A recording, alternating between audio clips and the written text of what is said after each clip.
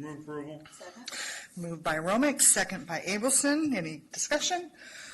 All in favor, please say aye. Aye. Thank you. Ms. Abelson, would you like to move the consent calendar? Yes. I move the consent calendar. And Mr. Romick would like to second it.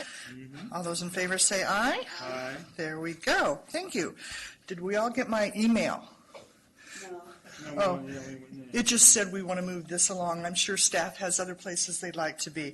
I actually have to go to the SFO airport and pick up our former colleague, Mr. Donald Freitas, and his wife, returning from a European vacation. So anyway, item number 13. Mr. Kelly, we've read our packets. Is there anything we need to know? The only update that you need to know about is that we have heard from the last 5 jurisdictions. They are all taking their checklists to their councils this month if they haven't already. One is tonight. So we should be good by the end of this month. Wonderful. No issues. Is there anyone who wishes to speak on this? Great. It's Mr. Romick's turn to move to accept this. Second. All in favor? Aye. Thank you very much. Number 14 is Mr. Engelmann. Yes, Madam Chair. This is agreement to enter into a funding agreement with Alameda County Transportation Commission to fund the San Pablo Avenue Multimodal Corridor Project. And you agreed to this in concept back in March. WICTAC is a participant. We would like to work with ACTC on this and put in $250,000, $200,000 from the authority and $50,000 from WICTAC. And then ACTC has an estimated $1.5 million that they're going to put on the table, and we'll be able to do a very thorough job of looking at the San Pablo Avenue corridor and developing some transit improvement options. And this will also build off of the West County High Capacity Transit Improvement Study, which is currently underway. Commissioner Abelson, did you want to make any comments? Yes, and then I'll make a motion. I just want to say that this is very much needed in this area. We do have a thing called the Smart Corridor Project, and it's gotten very old. And so this will very much, hopefully, do a great job of updating that and moving us into the 21st century, and I move the item. Second. Is there any further discussion or anyone in the audience who wishes to make a comment? All in favor say aye, please. Aye. Aye. No opposed. Motion carries. Thank you. Number 15 is Mr. Beck. Thank you. Good evening, Chair and Commissioners. The short recommendation is that we're going to ask you tonight to move the projects that are recommended for funding through the coordinated call for projects for the OBAG 2 and Measure J, TLC, and PBDF programs, and direct us to submit the OBAG 2 recommendations to MTC for funding. I started preparing a PowerPoint. I can save it for the authority. That's a good idea. Thank you. We've got all the recommendations in here and the descriptions of the projects that are recommended and the funding grants that are recommended for them. There's also a very small type, it's better in 11 by 17, listing of all the projects and the funding that is recommended for them through the various programs. One of the things that we tried to do is to minimize the number of projects that went through the Caltrans local assistance process, and we were able to shift some funding around between the Safe Routes to School recommendations that the RTPCs made and TLC funding that they made, and that we got rid of, I shouldn't say got rid of, but reduced the number of projects that have to go through that process by 3. We had a number of projects reviewing committees that reviewed the projects. The OBAG 2 Measure J working group reviewed the competitive OBAG program.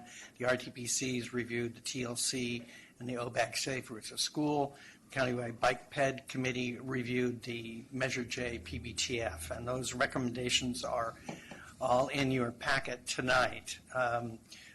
One thing I'll say about OBAG is that the OBAG competitive and the local streets and roads programs we have to spend at least 70% of that money in or serving PDAs, and we did meet the 70% target that MTC set for us, 70% for the bigger counties in the Bay Area. We're at 100% for the OBAG competitive program and about 77% for the local streets and roads. So that's a total of 86%. So we did great on that. And that's basically it. That's your report. Great. That's my report. So the next step is we just need to put this and program the funds, submit the program materials to OBAG, for OBAG to MTC, and we'll start getting the funding. Great. Thank you. Any comments from any in the audience? I think it's Mr. Romick's turn. Move approval? Second? All in favor, say aye. Aye. No opposed, motion carries. Item 16, Mr. Kelly, it looks like you're going to get us a PowerPoint here. I am, unless you don't want to see it, but this I've read is, the report. Do you want to see it? We can see I it. read it. Yeah, I read the report. Great We'll report. save it for the big cheeses. Or is this going to go on consent? It'll go on consent. How many slides? about 8. Let's go through them real quick. yeah. Since he prepared it, we don't want you to not have to get this. I won't take it personally, but basically, every 10 years, we do a major overhaul of our travel demand forecasting model. We are required by state legislation to maintain and update a travel demand forecasting model. So we asked our consultant to kind of walk us through the different options. We helped develop options and criteria, and they helped us analyze it. The main reasons we broached this subject is that our model is currently not consistent with the MTC regional model. We are required to be consistent with the MTC model, and every year we are falling farther and farther away. There are 2 types of models, a trip-based model and activity-based model. Activity-based is the new generation of models. This is how they do the latest and greatest analysis of all the new technologies, VMT, all those catchphrases you've heard of. So this is why we decided to look at something other than just continuing to update our current model. What do the different colors mean? Oh, that's just a map showing kind of what the model network looks like. That's just for illustration. You mean on the map? Yeah. Yeah. So it's just different classifications of roadways, separating the freeways from the arterials. So our needs are to model the countywide transportation plan, which we are currently using our model for, any Measure J projects, local general plan amendments, local land use studies for developments. Future needs are dealing with the new VMT in CEQA. Express lanes, our current model doesn't do a great job of modeling cost of travel. Ride sourcing, we've got Uber and Lyft out there. Very few models are looking at those. And then connected and autonomous vehicles. So this is the criteria we looked at on the left: cost, speed, consistency, policy sensitivity, local sensitivity, operations integration, accessibility, effort, and portability. We weighted policy local sensitivity. We found that those were probably the most important, both for the authority and for our local jurisdictions. The 5 strategies we looked at were to update our current model, which we could do, but we get even more inconsistent with the regional model. 2, we could enhance it and try and add some of those sensitivities. May work, it may not. We could develop our own activity-based model based on MTC's activity-based model.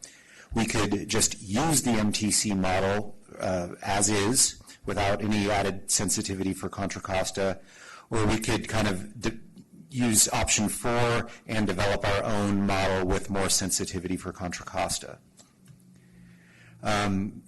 What we found by looking at the criteria, and the graphic is in your packet, with the green shading meaning positive and the red shading means negative.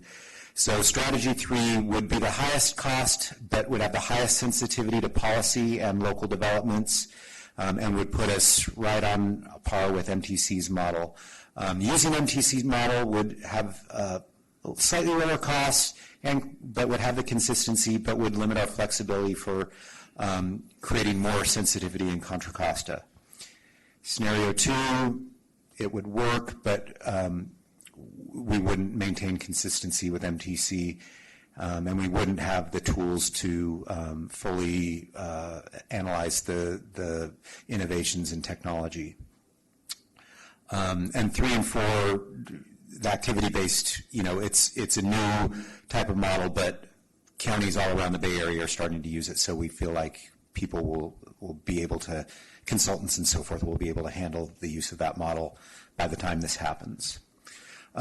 So the recommendations were that we maintain a 9-county model for the Bay Area, not adding San Joaquin, because if we do need to analyze the back and forth between San Joaquin County, we do have a model that we used for 239 that we could continue to use kind of separately from our main model.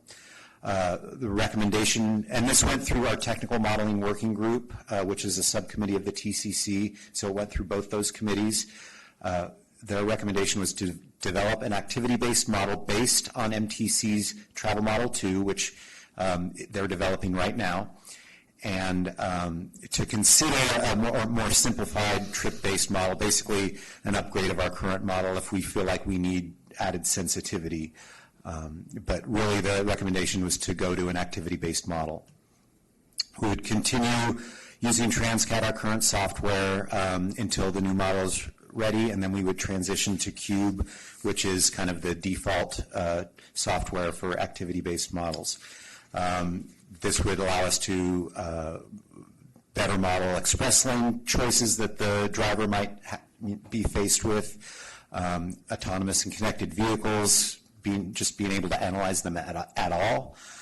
It would expand mode choice for the Ubers and Lyfts, and would be able to better model parking and transit access with automated vehicles. So we can implement this over time.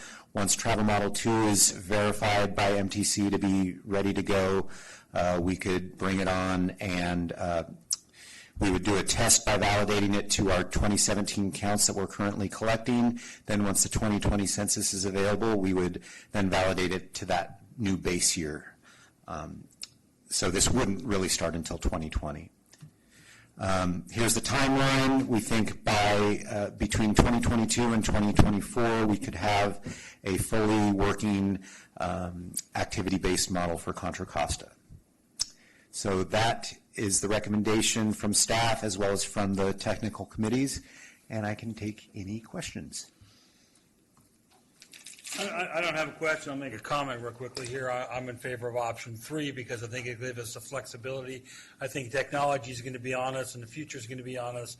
Before we realize it, then we have to be prepared for that rather than scrambling, trying to catch up at a future date when we're behind the technology. So I'd rather be more aggressive and be out there in front of it all and make sure that we can handle what's coming down the road here. But I mean, all the major automobile dealers and makers have already said by 2020 they're going to have autonomous vehicles on the road. So we're going to have to be prepared for that. And, we're hearing by next year, some of them are already saying they'll have autonomous vehicles on the road. So I think we have to be prepared to grasp the future and move forward with that. And I think option 3 gives us the best ability to stay ahead of the game and stay prepared. Janet, did you have any? So I'm a little confused. It says in our staff report recommends MTC's Travel Model 2. Is that the same or is that different? I'm a little confused about. So we would be taking Travel Model 2 and modifying it for Contra Costa to make it more sensitive to Contra Costa. Is that Travel Model 3? No, it's Travel Model 2. It would be our countywide model. It would be the CCTA countywide model. Whereas option 4 is using MTC's Travel Model 2 as is. What I'm wondering about is it says 2 and you just said 3, right? And so that's different, right? Option or strategy 3 is to use Travel Model 2. And I don't blame Janet for being confused. It would be nice if they could be consistent as you go Make forward. option 2 for option D. Gotcha. So if I were to make a motion, what would I say here? You adopt the staff's recommendation. Okay. Just say it that way. I will say it that way if you're ready. Okay. I just I'm done. make a motion. So I just want confirmation. What Kevin is saying is what the staff's recommendation is. It is. All right. Text from Megan Romick. Ooh, wife wants to talk to you, huh? Daughter, Oh. ignore. See what time I can get away with it. Either read it or ignore it. Ignore. All those in favor, please say aye. Aye. Aye. Any opposed, say no. Thank you. Thank you for the staff report. Let's get back to the agenda. Where did it go? Come on. That does end our agenda. Is there anything that our commission members may wish to chat about briefly? No? It is staff? Mr. Engelmann? Yeah.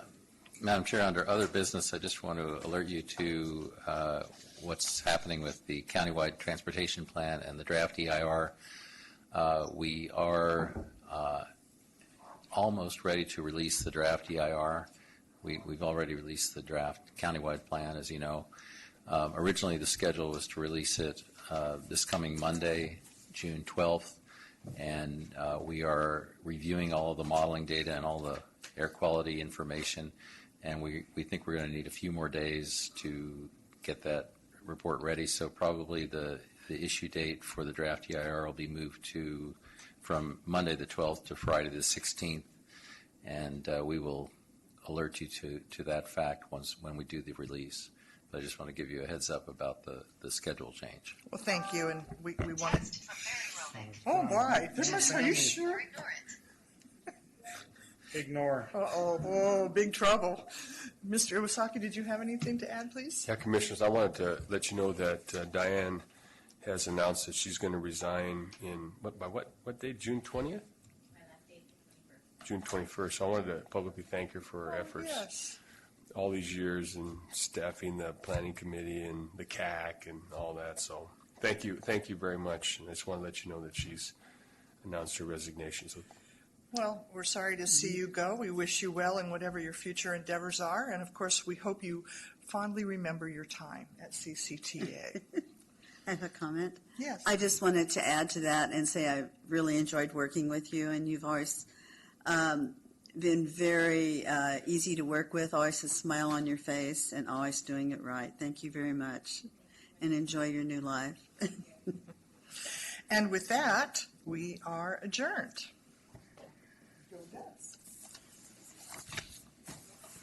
Okay, you want to know why both the daughter and the wife